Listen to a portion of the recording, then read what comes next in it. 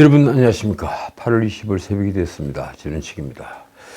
어제 정말 뉴스들이 넘쳐났습니다. 뜨거운 8월을 보내고 있는 것입니다. 몇 개만 코멘트를 간단히 한 다음에 정치 뉴스를 짚도록 하겠습니다. 근데 이것도 정치 뉴스죠. 먼저 대장동 50억 클럽 박영수 전 특별검사 공소장 뉴스입니다. 일부 언론에서 아마 특종을 낸 것 같습니다. 이 공소장 내용을 확인한 겁니다. 김만배 측에 딸이 채용을 청탁해서 입사를 시켰다. 이 정도는 다 알고 있는데 자신이 근무하던 로펌에 딸을 직원으로 허위 등재해서 급여도 받아갔다. 이런 좀 충격적인 내용을 공소장에 적시한 것으로 밝혀졌습니다. 23쪽 분량 공소장에는 이외에도 200억을 받기로 한 것 중에 100억짜리 8층 상가가 포함됐다. 이런 내용이 들어있습니다. 과연 그의 공소장에 범행의 전모가 드러나 있을까? 그래서 언론의 관심이 증폭되고 있습니다. 과연 박영수는 대장동 사건에 어떤 위치에 있었던 사람인가? 단순히 50억 클럽 멤버가 아닌 것은 이제 확실해졌습니다. 자, 두 번째, 북한이 24일 군사 정찰 위성을 또 발사를 했죠. 그런데 이 두 번째 위성도 실패를 했습니다. 어제 아침 6시 15분 북한 조선중앙통신 발표문이 이렇습니다. 국가우주개발국은 평안북도 철산군 서해 위성 발사장에서 이 정찰 위성 만리경 1호를 신형 위성 운반 로켓 천리마 1형에 탑재해서 제2차 발사를 단행했다. 북한은 로켓을 로켓트 이렇게 발음을 하죠. 옛날에 우리 로켓트 건전지처럼 말입니다. 신형 위성 운반 로켓 이 천리마 1형의 1계단, 이 1계단이라는 말은 1단계라는 얘기입니다. 1계단과 2계단은 모두 정상 비행을 했으나 3계단 비행 중에 비상폭발 체계에 오류가 발생해서 실패했다. 결과적으로 이 발사체가 실패를 한 겁니다. 이런 판에 최근에 나온 뉴스가 하나 있었죠. 김정은이 최근에 이 침수 피해 지역을 현지 지도를 하는 과정에서 나온 뉴스입니다. 건달뱅이들이 무책임한 일본세라는 말이 있죠. 뭐 하는 태도, 일본세로 일하는 태도로 국가 경제 사업을 다 말아먹고 있다. 아, 무서운 말입니다. 이 무서운 독재자가 이런 말을 했으니까 정말 겁나는 말입니다. 김정은이 이런 막말을 퍼부은 자는 바로 내각 총리 김덕훈입니다.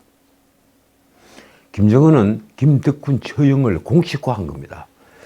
글쎄요, 어떤 처형을 받을까요? 이 정치적 미숙아들, 지적 지능아들, 청무에 불성실한 자들을 절대로 용서할 수 없다. 그래서 제가 보기에는 정치적 미숙아, 지적 미숙아는 바로 김정은입니다. 그 김정은은 김정일이 살아있었던 2009년 현금을 100대 1로 교환해주는 화폐 계획을 단행을 했습니다. 그 화폐 계획은 철저히 실패를 했습니다. 이때 북한 경제는 장마당까지 완전히 마비가 되었습니다. 그래서 민심이 봉기일보 직전까지 갔죠. 그러자 이런 민심을 잡기 위해서 김정은은 노동당 재정계획부장 박남기를 희생양으로 만들었습니다. 처형을 했죠. 자, 세 번째 코멘트할 뉴스는 바로 어제 거의 방송 헤드라인을 장식을 했던 러시아 용병기업 바그너그룹 수장이죠. 예브게니 프리고진이 비행기가 추락하면서 사망을 했다는 뉴스였습니다. 프리고진이 쿠데타를 일으키고 그리고 이틀 만에 거의 항복을 하다시피 했고 그런데도 살아남았고 뭐 이런 정도까지는 모두 다 알고 있었는데 그래서 푸틴이 어떻게 할까 다들 궁금해했죠. 그런데 어제 그 예브게니 프리고진이 비행기가 추락하면서 사망을 했습니다. 러시아에서 무장 반란을 일으켰던 프리고진은 이날 전용기를 타고 모스크바에서 상트페테르부르크로 향했습니다. 상트페테르부르크, 옛날에 레닌그라드입니다. 이 상트페테르부르크로 향하던 중에 비행기가 급상승을 하고 급하락을 하고 이런 일을 벌이다가 추락을 한 겁니다. 월스트리트 저널은 비행기가 미사일에 맞아 날개 한쪽을 잃은 뒤에 추락했다고 보도를 했습니다. CNN은 그가 탄 전용기는 순항을 하던 중에 갑자기 급하강을 했다. 이렇게 전했습니다. 프리고진이 탑승한 항공기는 오후 6시 11분경에 위치 정보가 끊겼습니다. 이 사고로 프리고진과 최측근 등 탑승객 10명 전원이 사망을 했습니다. 프리고진의 사고 소식이 전해진 후에 조 바이든은 놀랍지 않다는 반응을 보였습니다. 이미 그 전에 조 바이든 대통령은 프리고진은 메뉴를 조심해라. 이 비슷한 경고를 한 적이 있죠. 먹는 음식부터 조심을 해라. 그런데 바이든은 프리고진이 죽고 나서 나는 답을 알 만큼 충분히 알지 못한다면서 이렇게 말했습니다. 러시아에서 푸틴이 배우고 있지 않은 일은 별로 일어나지 않는다. 이 말이 모든 것을 설명하고 있죠. 자, 이제 정치 뉴스를 말씀드리겠습니다. 20일 전이죠. 이 조선일보는 이재명에 베팅했던 노상강도 김성태의 반격이라는 기사를 실었습니다. 그래서 이 기사를 많은 사람들이 주목하지는 않았습니다. 그 소제목에 예측을 한 것이 있는데 제가 다시 그걸 끄집어내서 보다가 깜짝 놀랐습니다. 그 소제목이 그대로 적중되는 걸 보면서 정말 놀라고 있습니다. 이렇습니다. 친명 인사 후원했던 김성태 향해 집중 공세 퍼붓는 민주당. 그 뒤에 덧붙인 예언이 이렇습니다. 김성태의 대북 송금 진술이 불편해도 너무 난사하면 역공당할 수도 있다. 바로 이겁니다. 김성태의 대북 송금 진술이 민주당에게는 대단히 불편하겠지만, 특히 이재명에게는 너무 불편하겠지만, 그래도 김성태를 향한 공격을 난사를 하면 반드시 역공당한다. 그걸 조선일보가 짚은 겁니다. 김성태와 이재명은 이제 돌이킬 수 없는 적이 되고 만 것입니다. 왜 이렇게 되었을까요? 과거 민주당은 김성태를 감싸기 바빴습니다. 한동훈 법무부 장관이 김성태 송환 하루 전인 1월 16일 법사위에서 김성태를 깡패라고 지칭을 했죠. 물론 그 전에도 국회가 아닌 다른 데서 그 비슷한 얘기를 한 적이 있습니다. 깡패 잡자, 마약을 잡자 이러는데 왜 이렇게 말들이 많으냐, 이 비슷한 얘기를 한 적이 있죠. 그런데 국회에서 김성태를 깡패라고 지칭을 했던 겁니다. 2월 15일, 그러니까 한 달 뒤에 김남국이 이렇게 따졌습니다. 김성태 회장 송환되기도 전인데 깡패라는 표현을 써도 되는 건가? 김성태 뒤에 깍듯하게 회장이라는 직함을 붙여서, 글쎄요, 존칭이라고 해야 합니까? 예의를 다했더군요. 김남국은 아직 수사도 안 받은 시점에 김성태를 두고 왜 깡패라 하느냐고 따지던 것입니다. 그랬던 민주당이 지금 김성태를 집중 공격하고 있습니다. 한 달 됐습니다. 김성태가 이재명의 명분을 주고 있다고 판단했기 때문입니다. 김성태는 이화영과 함께 상방울 불법 대북 송금 사건의 핵심 증인입니다.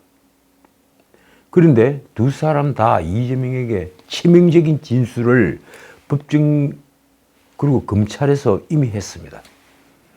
이재명은 검찰이 김성태를 회유했다며, 회유와 압박이라고 표현을 했죠. 회유를 했다며 노상강도를 경범죄로 처벌했다고 비유했습니다.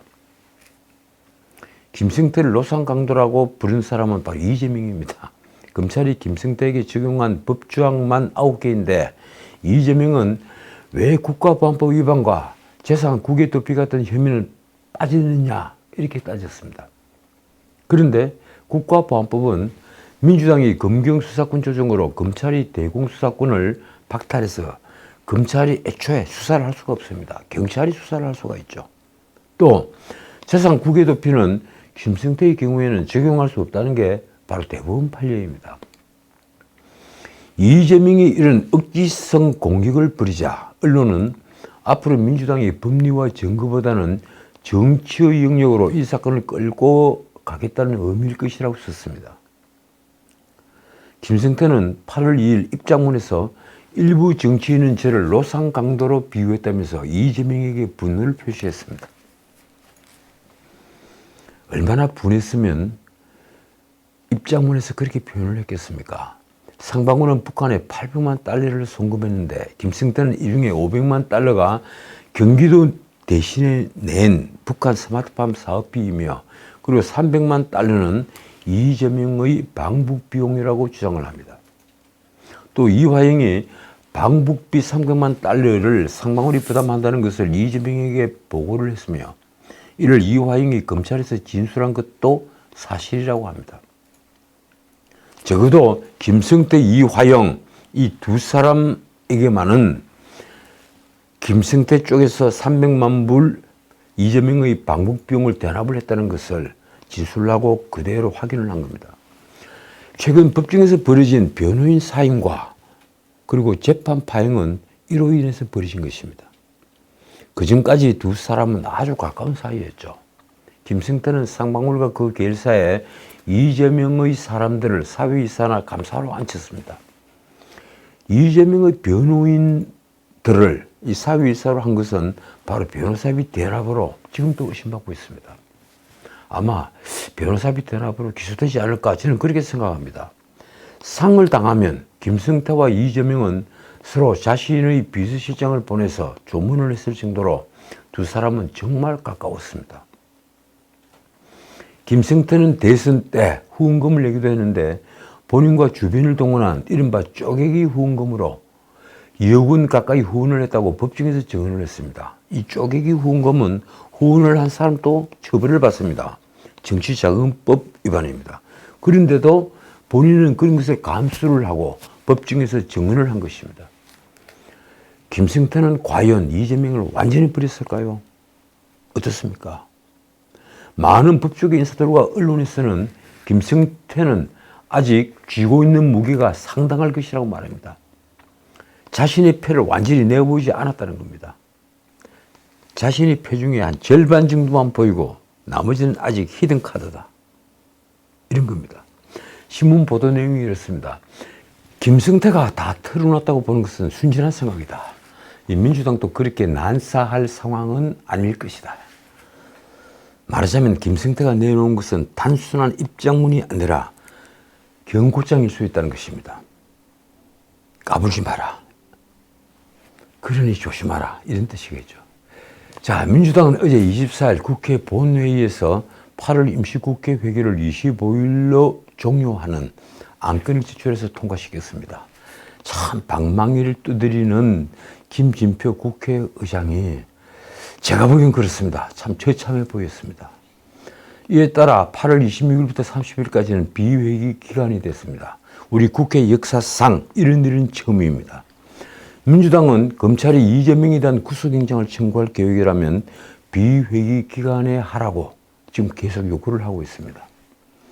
비회기 기간에 영장이 청구되면 체포동의안 표결 없이 이재명은 법원의 영장 실질 심사를 받게 됩니다. 이 경우에 영장 담당 판사는 야당 대표를 구속시킨다는 압박감을 피할 수가 없습니다. 비록 잡범이지만 말입니다. 이 국민의힘은 또 이렇게 설명을 하고 있습니다. 표결을 피하려는 꼼수이자 회기 중에 영장이 청구될 경우에 체포동의안을 부결시키기 위해 명분을 찾는 것이다. 자, 그런데 그것뿐일까요? 비회기인 8월 말에 만약 구속영장이 청구되고 또 발부가 된다면 이재명은 정치적 생명이 끝나는 걸까요? 그렇지 않습니다. 헌법은 불체포 특권을 정한 제44조 2항에 이렇게 규정을 하고 있습니다. 국회의원이 회기 전에 체포 또는 구금된 때에는 현행범인이 아닌 한 국회 요구가 있으면 회기 중에 석방이 된다. 이 고등학교 때 다들 배우죠. 불체포 특권 내용입니다. 이재명으로서는 이 얼마나 천군만마 같은 조항일까요? 말하자면 현행범만 아니라면 비회기 때 설사 구속되는 일이 있어도 절대의 다수인 민주당의 힘으로 이재명을 석방시킬 수 있다는 얘기입니다. 예컨대 8월 말에 비회기 때 영장을 청구해서 이재명이 영장 담당 판사가 구속을 시켜버린다면 곧장 9월 초에 민주당이 이재명을 석방시킨다는 얘기입니다. 절대의 다수인 168석을 가지고 있으니 그칠 데가 없습니다. 이 경우에 비명계와 물밑 전쟁이 붙겠죠. 하지만 민주당이 몰락을 하면 비명계도 망합니다. 그래서 민주당의 몰락이 미칠 영향 때문에 비명계도 이재명의 구속을 마냥 방치할 수는 없을 것입니다. 이러니 민주당과 이재명으로서는 정기국회가 시작되고 구속영장이 청구되어 민주당이 분열하고 체포동의안 가결로 자신이 법정에서는 최악의 상태를 막는 것은 물론 자신이 기사회생할 수 있는 유일한 탈출구가 바로 8월 말 비회기 때 구속영장 청구라는 것을 이제 깨달은 것입니다. 민주당이 결사적으로 8월 26일부터 월말까지 비회기로 만든 이유가 바로 여기에 있습니다. 그 전에 이재명과 검찰은 상방울 대북송금 관련 소환조사를 놓고 23일 신경전을 벌였습니다. 검찰이 이재명의 소환 날짜를 30일로 통보를 했죠. 그 말은 곧 월말까지 구속영장 청구는 없다는 뜻입니다.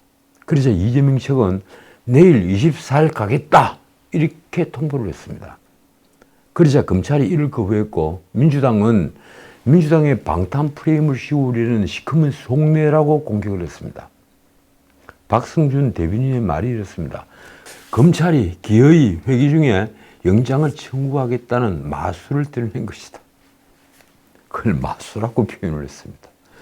사실 국회법에 따라 16일에 시작된 8월 임시회는 통상 8월 30일까지 계속됩니다. 해마다 그래왔죠. 그리고 연이어서 9월 1일부터는 정기국회가 시작되기 때문입니다. 민주당이 수정안을 제출하기 전에 이 김진표 국회의장이 제출한 원안은 8월 16일부터 31일까지 임시회기를 규정한 것이었습니다. 국회의원이 모두 168명인 민주당은 이날 8월 임시회를 조기 종료하는 안건을 제출해 재석 251명 중에 찬성 158명, 그리고 반대 91명, 기권 2명으로 가결을 시켰습니다. 민주당이 비회기 때 이재명의 체포동의안 표결 없이 영장실질심사를 받을 수 있게 하자는 것은 아까도 말씀드렸다시피 이재명 스스로 불체포 권리를 포기하겠다고 밝힌 만큼 체포동의안 표결을 할 이유가 없다는 때문입니다. 그래서 9월 1일부터는 최장 100일의 정기국회가 시작되니 제발 8월 중에 비회기 기간을 두어 영장을 청구하도록 하자, 이 주장인 것입니다. 솔직히 지금 검찰이 영장을 청구할 까닭이 있겠습니까? 없습니다. 우선 이재명 구속영장에 함께 적시될 범죄 사실에 들어갈 이 상방울 대북송금 혐의는 아직 피의자 이재명을 소환 조사하지도 못했습니다. 결국 국민의힘이 반대하자 민주당은 안건을 강행 처리를 했죠. 민주당은 이런데도 비회기 기간에 검찰이 영장을 청구하지 않으면 수사가 아니라 정치를 하는 것이다, 이렇게 말하고 있습니다. 수사가 아니라 정치를 하는 것이다. 꼼수를 쓴다, 이 얘기죠. 여당은 이 영장 청구 필요성과 시기에 대한 판단은 검찰이 하는 것이다, 이렇게 반박을 했습니다. 그러면서 비회기 영장 청구 주장은 특권의 요구에 절하지 않는다, 이렇게 말했습니다. 어떻든 검찰은 8월 30일 이재명에 대한 소환 조사를 요구한 상황입니다. 자, 이 문제는 어떻게 될까요? 이재명은 8월 30일 검찰에 출두할까요? 아니면 오늘 25일 당장 검찰에 출석을 해서 또 한바탕 난리를 피울까요? 실제 영장을 청구하더라도 9월 중이 될 수밖에 없다는 게 많은 언론의 판단입니다. 실제 그렇습니다. 결국 민주당은 태도를 완전히 바꾼 셈이 됐습니다. 혹시 검찰이 기습적으로 구속영장을 청구할 사라 공휴일에도 국회를 열도록 했죠. 제가 어제도 그 말씀을 드리는데 공휴일에도 국회를 열도록 했습니다. 그런데 지금은 제발 비회기에 구속영장을 청구해달라고 압박 아닌 압박을 하고 있으니 말입니다. 민주당이 지금 상황에서는 비회기에 구속영장을 청구하지 못한다는 걸 모를 리가 있겠습니까? 그럴 리가 없습니다. 결국 민주당이 이렇게 밀어붙이는 것은 회기 중에 영장을 청구하면 불체포 특권을 번복하고 부기를 시도하는 명분을 사차는 것입니다. 실제 정답은 바로 여기에 있습니다. 이제 회기가 시작되어 다시 검찰이 구속영장을 청구를 하면 그동안의 말을 다시 바꾸어서 부결을 시도하는 명분을 만들어 놓자. 바로 여기에 최종적인 목표가 있는 겁니다. 어떻든 민주당은 9월이 되어 정기국회 때 구속영장이 청구되면 이재명으로서는 최악이라는 것을 잘 알고 있습니다. 원내대표 박광훈은 23일 최고위원회의에서 검찰을 이렇게 비난했습니다. 비회기 중에 영장 청구를 회피하려 한다면 수사 결과에 자신이 없다는 것을 스스로 드러내는 것이다. 이게 또 무슨 말입니까? 참 말의 성찬들입니다. 그는 이재명이 6월 교수단체 대표연설에서 불체포 특권을 내려놓겠다고 약속을 했고 또 최근 검찰에 나가서도 거듭 같은 입장을 밝혔다면서 이렇게 말했습니다.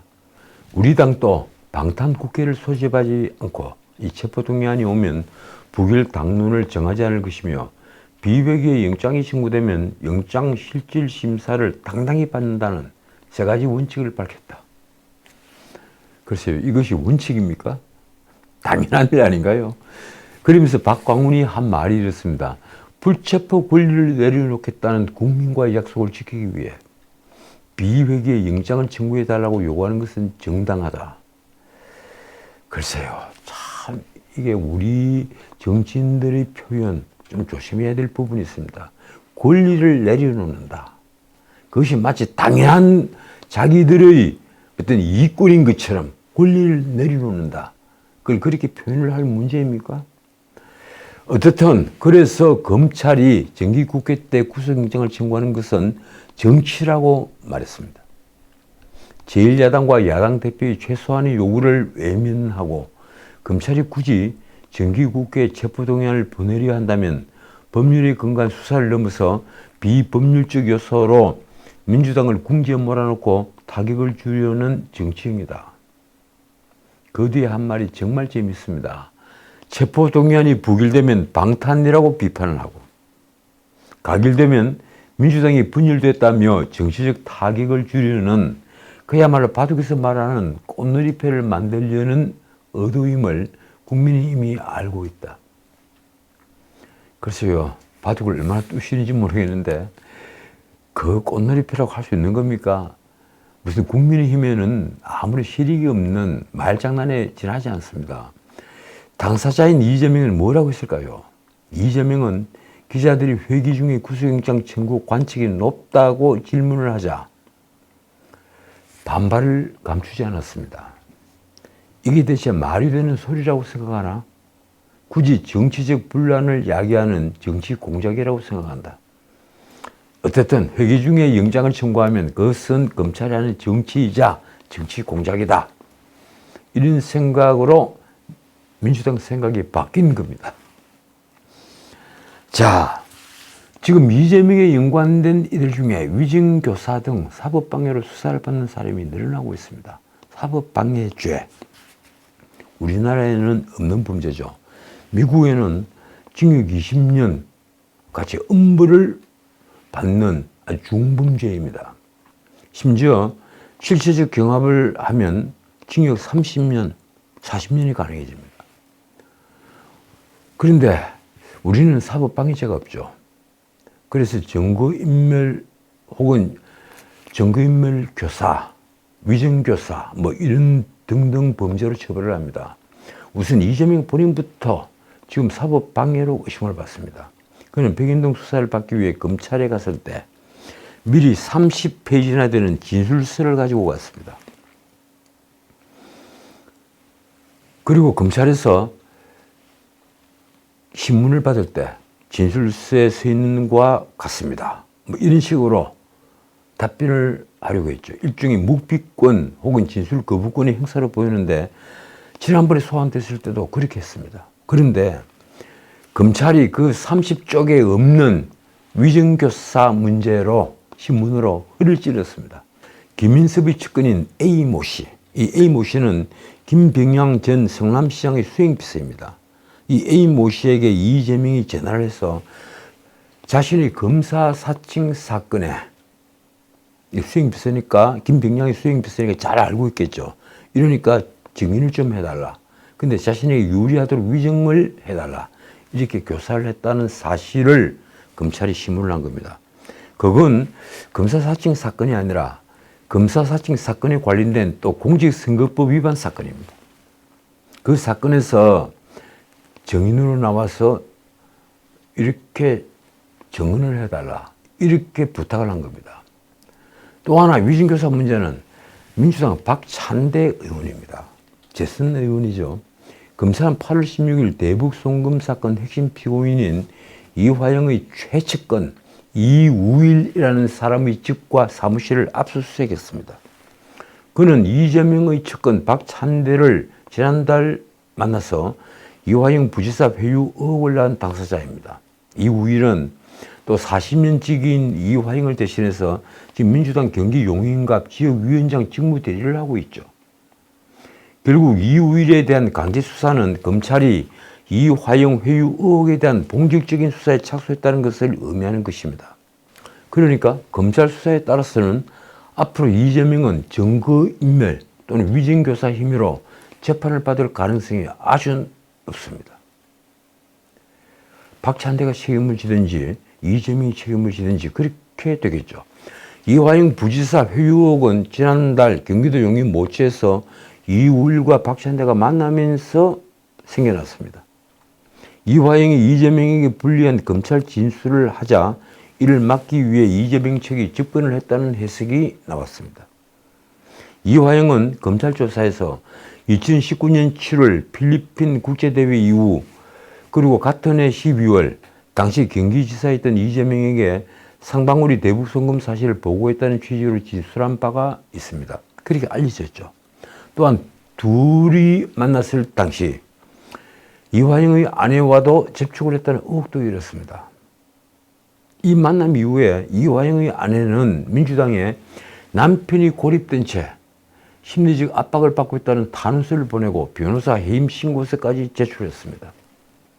또 하나 이제 위증교사 문제가 있습니다. 한편 지금 불법 정치자금 수수 혐의로 재판을 받고 있는 김용의 변호인, 이 변호사에 대해 검찰이 24일 강제수사에 착수했다는 뉴스입니다.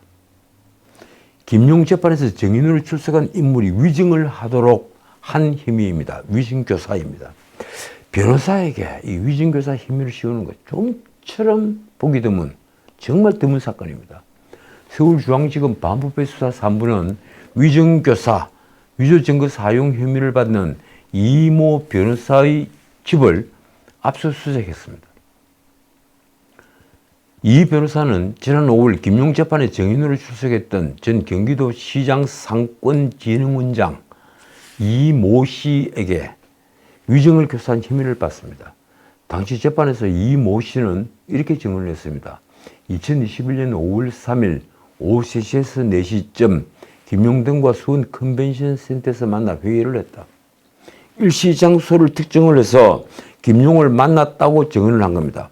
그런데 이날은 김용이 성남시 유원홀딩스 사무실에서 유동규로부터 불법 정치자금 1억원을 받았다고 검찰이 바로 지목을 한 날입니다.